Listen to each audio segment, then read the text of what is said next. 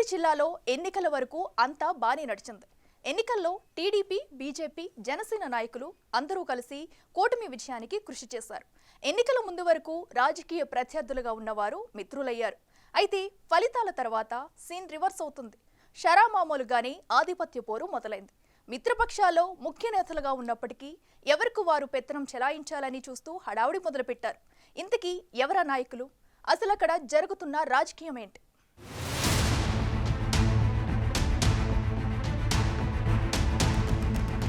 ఉమ్మడి అనంతపురం జిల్లాలో ఎన్డీఏ కూటమి క్లీన్ స్వీప్ చేసింది. 14కి 14 అసెంబ్లీ స్థానాలు, 2 ఎంపీ స్థానాలు మిత్రపక్షాల వశమయ్యాయి. ఎక్కడా పొరపచ్చాలు లేకుండా అందరూ కలిసి వైసీపీని కోలుకోలేని దెబ్బతీశారు. ఎన్నికల ముందు వరకు అక్కడక్కడ విభేదాలు కనిపించిన అధినేతల చొరవతో అందరూ కలిసి పనిచేసి ఘన విజయానికి కృషి చేశారు. జిల్లాలో టీడీపీతో పాటు బీజేపీకి చెందిన ఎమ్మెల్యేకి కూడా రాష్ట్ర కేబినెట్లో చోటు దక్కింది.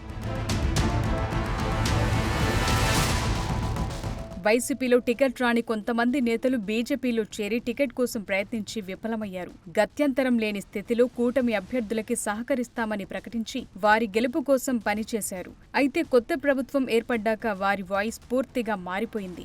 ఏ సెగ్మెంట్లలో బీజేపీకి బలమైన నేతలున్నారు, ఆ నియోజకవర్గాల్లో ఆధిపత్య పోరు మరింత ఎక్కువైంది. అలాంటి వాటిలో రాయదుర్గం నియోజకవర్గం ముందు వరుసలో కనిపిస్తుంది. రాయదుర్గంలో టీడీపీ మాజీ మంత్రి కాల్వ శ్రీనివాసులకు టికెట్ కేటాయించింది. అంతవరకు వైసీపీ సిట్టింగ్ ఎమ్మెల్యేగా ఉన్న కాపు రామచంద్రారెడ్డికి జగన్ టికెట్ నిరాకరించారు. దాంతో ఆయన వైసీపీని వీడి బీజేపీ తీర్థం పుచ్చుకున్నారు. బీజేపీలో చేరిన తర్వాత ఆయన కూడా రాయదుర్గం టికెట్ కోసం ప్రయత్నించారు. టికెట్ రాకపోవడంతో ఆయన టీడీపీ విజయానికి కృషి చేయాల్సి వచ్చింది. వాస్తవానికి 2014 నుంచి కాల్వ శ్రీనివాసులు, కాపు రామచంద్రారెడ్డిలు రాయదుర్గంలో రాజకీయ ప్రత్యర్థులుగా కొనసాగారు. 2014లో కాల్వ విజయం సాధిస్తే 2019లో కాపు గెలుపొందారు.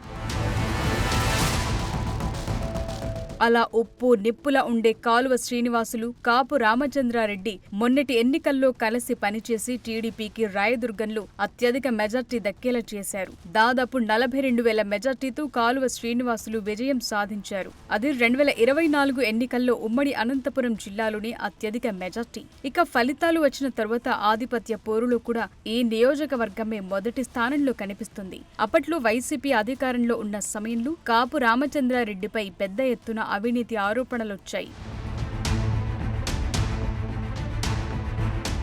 ఇసుక దగ్గర నుంచి granite, crusher, iron work, iron sponge ఇలా ప్రతి దాంట్లోనూ అధికారాన్ని అడ్డం పెట్టుకుని కాపు రామచంద్రారెడ్డి భారీ ఎత్తున దోచుకున్నారని అప్పట్లో కాలువ శ్రీనివాసులు ఆరోపణలు గుప్పించారు. దానికి తోడు సీబీఐ సీజ్ చేసిన ఓఎంసీ గనుల్లో ఐరన్ ఓర్ దొంగతనం ఆరోపణలు కాపు రామచంద్రారెడ్డిని ఉక్కిరిబిక్కిరి చేశాయి. సదరు ఆరోపణలు, వాటికి సంబంధించిన కేసుల నుంచి తప్పించుకోవటానికి కాపు బీజేపీ గూటికి చేరారన్న విమర్శలున్నాయి.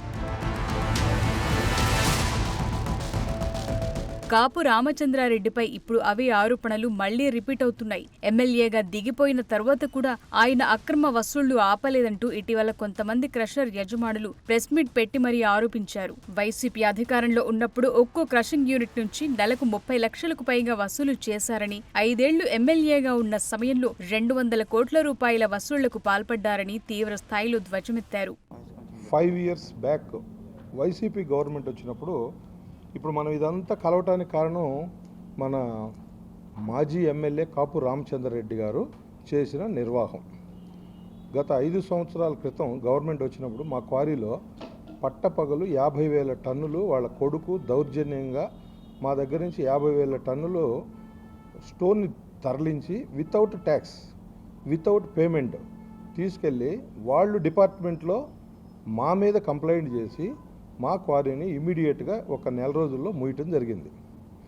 ఇప్పుడు అదేవిధంగా వేరే క్వారీలన్నీ దౌర్జన్యంగా మెటీరియల్ తీసుకెళ్ళి వాళ్ళ పేరు మీద అమ్ముకొని దాదాపుగా 30-35 కోట్ల రూపాయలు అన్ని క్రషర్లు ఆపేసి వాళ్ళ క్రషర్లోనే బిజినెస్, వాళ్ళ దగ్గరే మెటీరియల్ కొనాలి అని చెప్పేసి కండిషన్ పెట్టి దాదాపుగా 30-40 కోట్ల రూపాయలు ఆ రోజుల్లో దౌర్జన్యం చేశారు. తర్వాత రిగార్డింగ్ స్పాంజ్ ఏరియాలకు వచ్చేసరికి గ్రీన్ ట్రిబ్యునల్ అని చెప్పి ఎగ్జిస్టింగ్ 10 సంవత్సరాల నుంచి నడుస్తున్న ప్లాంట్ల మీద 7 కోట్ల రూపాయలు పెనాల్టీలు వేసి దాన్ని బెదిరించి ప్రతి నెల 30 లక్షల రూపాయలు తీసుకొని గవర్నమెంట్ పోయేదాకా తీసుకున్నాడు. సిబిఐ సీజ్ చేసిన ఓఎంసీ గనులు ఐరన్ ఓర్ ని కూడా దొంగతనం చేశారని ఆరోపణలు గుప్పిస్తున్నారు. అంతేకాదు దీనిపై డిహ్రేహల్ పోలీస్ స్టేషన్లో కూడా ఫిర్యాదు చేస్తామని ప్రకటించారు. బీజేపీ, టీడీపీ, జనసేన పెద్దల్ని కలిసి కాపు రామచంద్రారెడ్డి అక్రమాలపై కంప్లైంట్ చేస్తామని, తమకు న్యాయం జరగకపోతే ప్రభుత్వానికి గణనీయమైన ఆదాయాన్నిచ్చే క్రషర్ ఇండస్ట్రీని బంద్ చేస్తామని హెచ్చరిస్తున్నారు. ఇవాళ ఓఎంసీ నమ్ముకొని మేము 10 ప్లాంట్లు దాని దగ్గరలో పెట్టాం. ఈ 15 సంవత్సరాల్లో కొన్ని వేల కోట్ల రూపాయలు ట్యాక్స్ మేము కర్ణాటక గవర్నమెంట్లో కట్టాల్సి వచ్చింది. మన ఆంధ్రప్రదేశ్లో ఐరన్ ఓర్ మైన్ ఎట్టు పెట్టుకొని, ఆంధ్రప్రదేశ్లో 10 ఫ్యాక్టరీలు ఎట్టు పెట్టుకొని, ఆ ట్యాక్స్ నుంచి రెవెన్యూ లాస్ చేసుకొని, ప్లస్ వాళ్ళని అంతా బదనాం చేసి అది అయిపోయిన వెంటనే కాంగ్రెస్లోకి చేరాడు. ఆ కాంగ్రెస్ టోటల్గా నాశనం అయిపోయింది.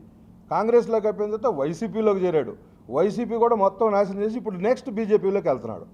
ఈ విధంగా అందరినీ ప్రజల్ని ఇబ్బంది పెట్టి భయభ్రాంతులను చేసి రోజు డిస్టర్బెన్స్. మేము ట్యాక్స్ పేయర్స్, మేమేమి రాజకీయాలు చేసేవాళ్ళం కాదు, మేమేమి ఇంకోటి చేసేవాళ్ళం కాదు. మేము ఇండస్ట్రియలిస్ట్. మేము ప్రొడక్ట్ తయారు చేస్తాం, ట్యాక్స్ కడతాం, ఎంప్లాయ్మెంట్ ఇస్తాం.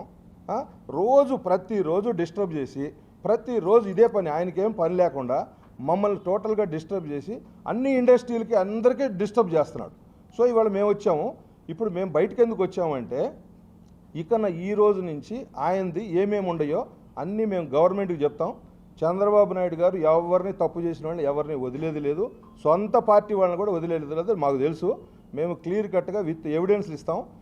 రేపటి నుంచి వాళ్ళ క్వారీలు, వాళ్ళ వ్యవహారాలు, ఇది సంపాదించిన 200 కోట్ల రూపాయలు మోసం చేసి సంపాదించినవన్నీ గవర్నమెంట్కి కక్కిస్తాం.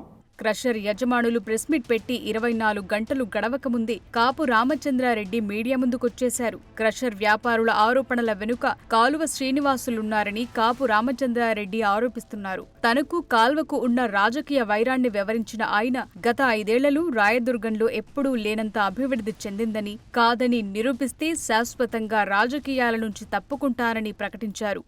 ఓఎంసీ దాదాపు 1600-1700 ఓట్లతో అతను గెలిచినాడు. ఆ రోజు నేను 4 ఎలక్షన్లు చేసిన, రాయదుర్గం నుంచి 4 ఎన్నికలు పోటీ చేసిన. 1 కొంచెం మార్జిన్తో ఓడిపోయినా, 3 ఎన్నికలు బ్రహ్మాండమైన మెజార్టీతో నేను గెలిచిన.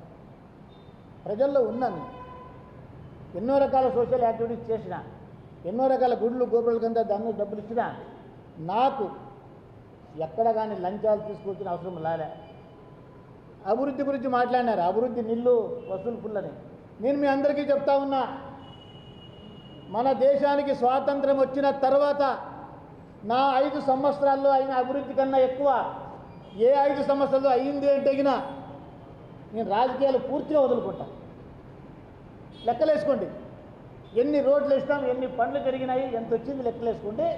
స్వాతంత్రం వచ్చిన తర్వాత ఏ 5 సంవత్సరాల్లోనన్నా నా గత మళ్ళీ అధికాలే అంటారు 57 తార్ రోడ్లు ఎన్ని గ్రామాలకి, ఒక్కొక్క రోడ్డు 2-3 గ్రామాలకి కవర్ అయినా కూడా ఎంత కవర్ అవుతుంది? 57 తార్ రోడ్లు టెండర్ అయిపోయి, రోడ్లు అయిపోయి, ఫుల్ అయిపోయినాయి. స్వాతంత్రం వచ్చిన తర్వాత ఈ 5 ఏళ్ల కన్నా ఎక్కువ డెవలప్మెంట్ అయింది అంటే నేను రాజకీయాలు వదులుకుంటాను.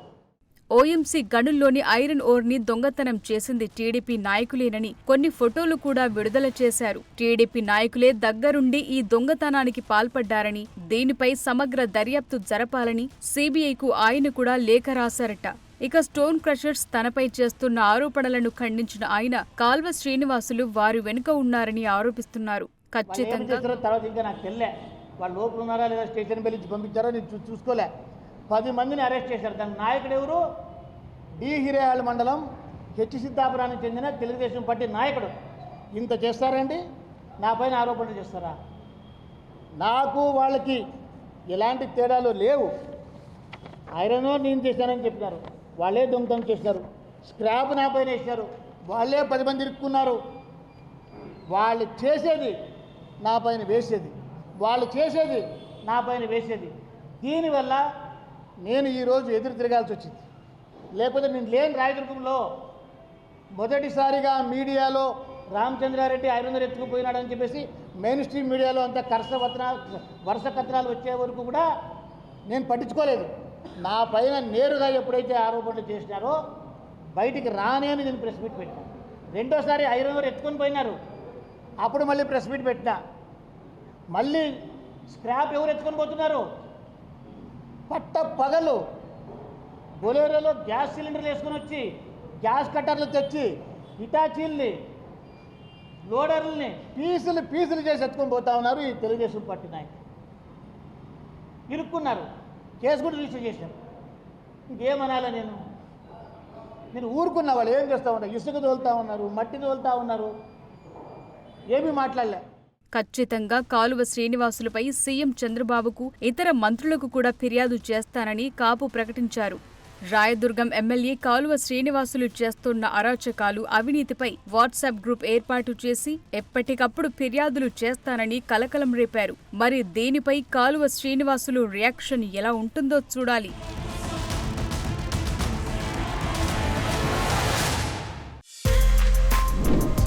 For more videos like this, subscribe Big TV channel.